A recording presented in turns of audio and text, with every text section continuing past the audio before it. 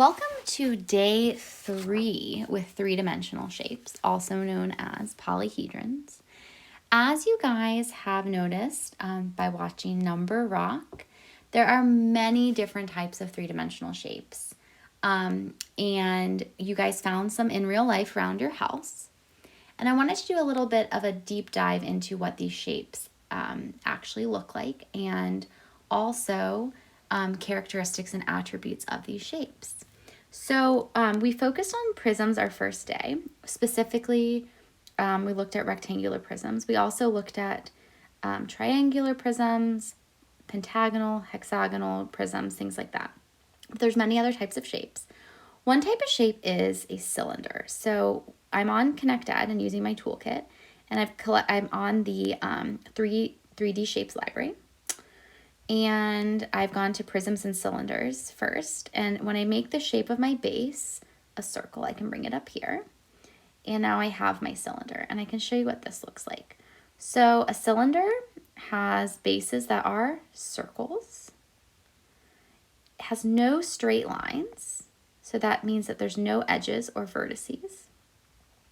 And if I undid the cylinder, it would look like this. This is what a net of a cylinder looks like, which is pretty cool. Another shape that we can talk about are pyramids. And pyramids, just like prisms, get their name from the shape of the base.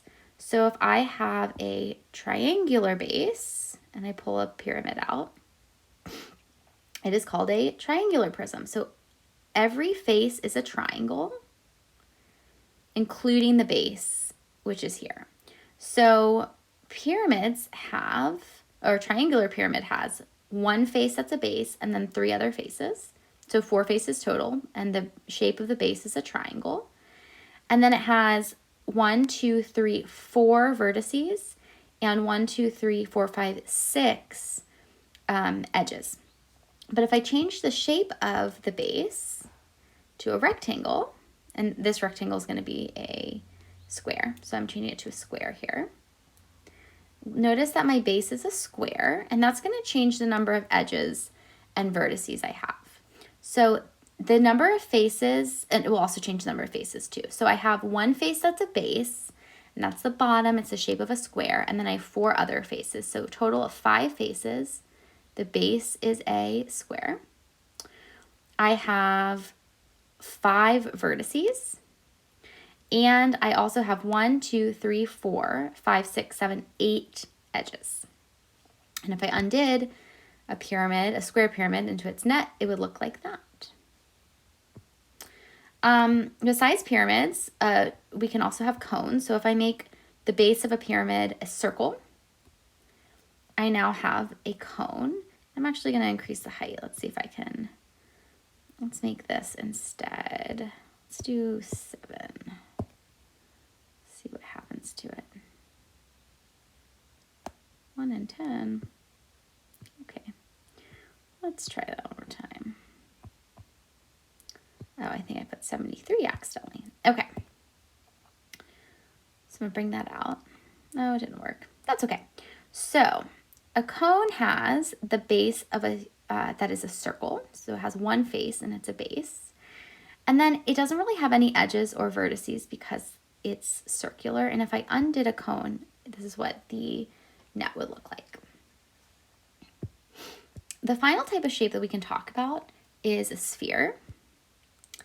And a sphere has no edges, no vertices, and no faces because it's just made out of a circular situation. So I encourage you guys today to go onto your ConnectEd and go to eTools and go to your 3D Shapes library to help you with the activity that we're doing. So your activity is going to look like this.